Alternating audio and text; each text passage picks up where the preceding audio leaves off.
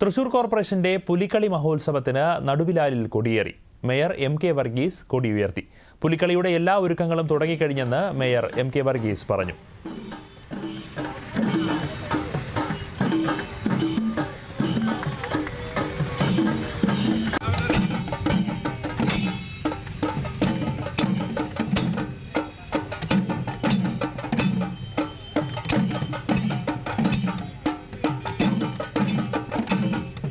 ഈ ഭരണസമിതിയുടെ അവസാനത്തെ പുലിക്കളിയാണ്.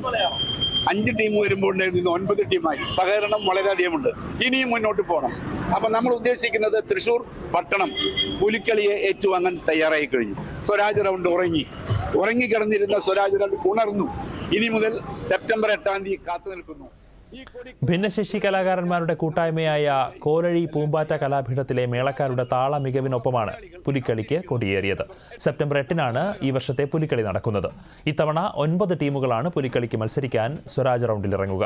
ഓരോ ടീമിനും ഒരുക്കങ്ങൾക്കായി തൃശൂർ കോർപ്പറേഷൻ 3,20,000 രൂപ വീതം നൽകും.